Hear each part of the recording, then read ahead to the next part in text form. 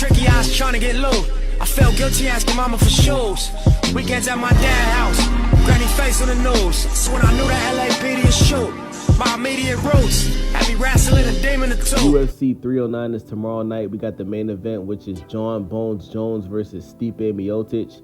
And, leading up to this fight, man, I think everybody would agree that Stipe Miocic is the underdog.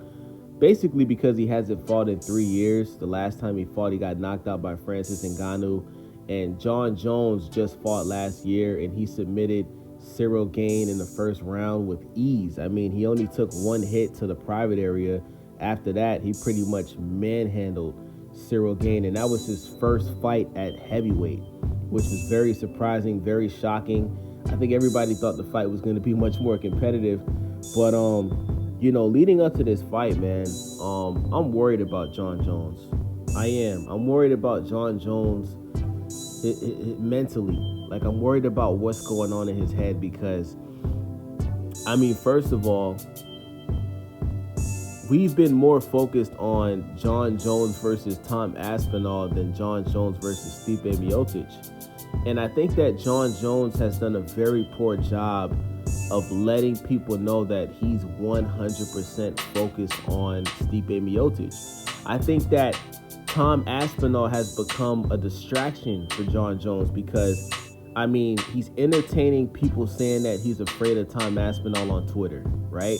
Then he's doing all of these interviews and press conferences to promote the fight, and he's getting bombarded with questions about Tom Aspinall, and he keeps letting people know that he doesn't want to fight Tom Aspinall. He doesn't think Tom Aspinall deserves a fight with him. He doesn't think his resume is good. He doesn't think he's popular enough. And he keeps saying that he's focused on legacy fights. But Jon Jones, he's even said in some of these interviews that it's not worth the risk. He knows deep down that Tom deserves the fight. He knows that he's worked his way to get the fight with him, but he doesn't think it's worth the risk. He thinks that if he's going to keep fighting and risk losing his undefeated record, it should be against what he calls legacy fighters. He said that he prefers to fight Alex Pereira. Now, the problem with that is Alex Pereira is not a heavyweight fighter. I believe Alex Pereira, somebody let me know in the comment section, I believe he's at light heavyweight, right? He went from middleweight to light heavyweight. So Alex Pereira hasn't had any fights in the heavyweight division yet. So the fact that Jon Jones wants Alex Pereira to move up to heavyweight and fight him instead of fighting the number one contender, Tom Aspinall, it doesn't make any sense. It makes absolutely no sense. Tom Aspinall and his fan base, they've done an incredible job of pushing for a fight with Jon Jones. And it's to the point now where, we all think Jon Jones is scared of Tom Aspinall, even me, right? I think Jon Jones is actually afraid to fight this guy because the way that he keeps answering questions about him, it's like he's obviously afraid that he's going to lose to this guy because he's younger than him. I think Tom Aspinall is only 27. He's bigger than him. Jon Jones has said on the record that Tom Aspinall is about 30 pounds bigger than him, and he's a huge risk, right? Now, let's talk about Stipe Miocic, right? So, there's a clip, right, where Stipe Miocic basically calls Jon Jones a bitch, right? But he wasn't calling Jon Jones a bitch based off of his character. It's just that Jon Jones has been telling people, he's going to whoop Stipe's ass. So Stipe said, bring it on, bitch, right?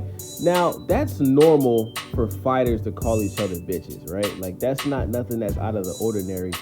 But Jon Jones was at the press conference, and he says, Stipe, you didn't have to call me a bitch. Now it's personal, right? So Jon Jones is using that to fuel the fire for him to beat Stipe, right? But Stipe was letting people know, hey, man, Jon, if you took that personally, I apologize, but, you're going everywhere saying you're going to whoop my ass, and I'm just saying, bring it on, bitch, right? That's a part of the fight game, right? So Jon Jones took it a step further, right? So then Jon Jones goes and says that Stipe Miocic said something about his kids, which is a blatant lie, right? He basically was saying that Stipe Miocic said something about Jon Jones, and Jon Jones felt like he was referring to his kids. So at the press conference, Stipe Miocic denied that. He said, I don't remember saying that. I didn't say anything about your kids. So then when it's time for them to do a face-off, right, Jon Jones walks up to Stipe Miocic's face, and Stipe extends his hand to shake his hand, and Jon Jones doesn't shake his hand and says, don't ever talk about my kids.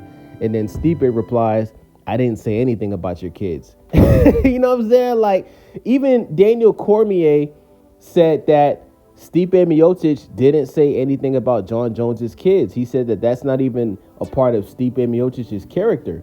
But DC said, you know, I'm the type of fighter to say something about your kids, because if we're fighting, I'll say whatever to get under your skin. But Stipe Miocic, you know, DC said that Stipe was very pissed off. He was shaking his head and he was very upset because Jon Jones is lying, telling people that Stipe Miocic disrespected his kids, right? So, I mean, what's going on with Jon Jones, guys? Jon Jones, like, you're basically trying to paint this narrative that Stipe is a bad guy and Stipe disrespected you, when it's just not true. But like DC said, it seems like Jon Jones, he's trying to find something to fuel him to go into this fight tomorrow and get the job done, right? I think the Tom Aspinall questions I think it's affected Jon Jones, right? And I have a feeling Jon Jones is going to lose tomorrow, right? Let me explain why. He's given too much attention to Tom Aspinall.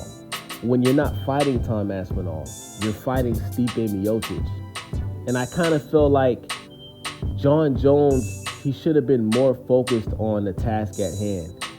He's given way too much attention to Tom Aspinall.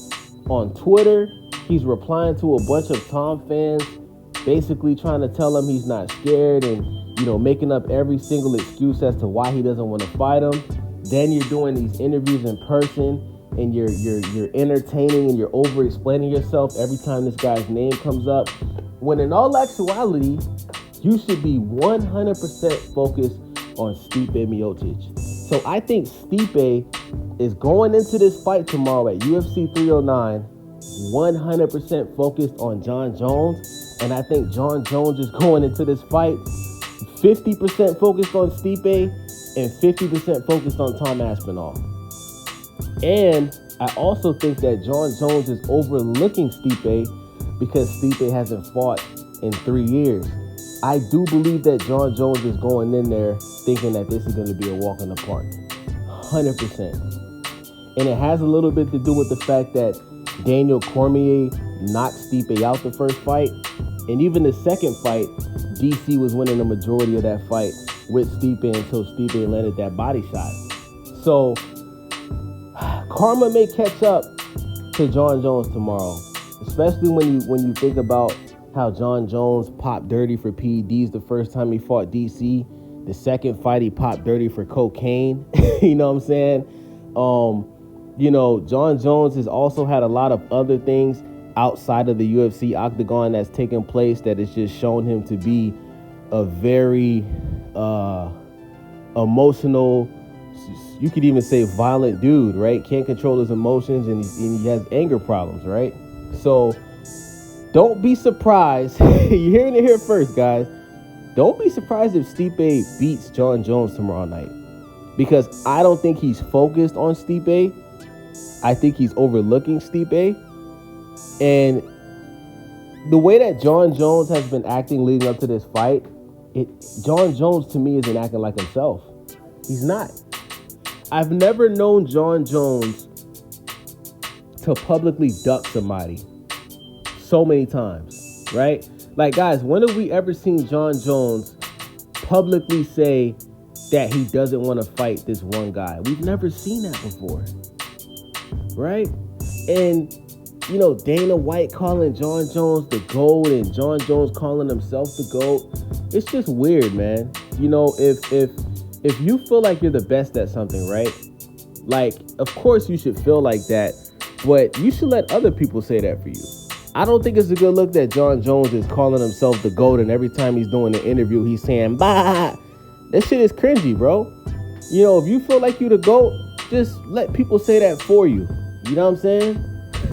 Anyway, let me know what you guys think about this video. It's your boy Wavy. Home left a lot of scars. How I chose to deal with it almost got me washed. It was tricky, I'm just trying to get low. I got comfortable with something I was trying to refuse. You take blows and you lie with a bruise. Play this game and you lie with a lose. Told me nigga go and get it, bring it back and then divide with your crew. When you went on your terms, you redefining the rules. At this point I ain't got nothing to prove. It's extra credit how I'm busting these moves. You sitting beat, nothing, I'm still in the streets. Sometimes I'm trying to get all good. Watch the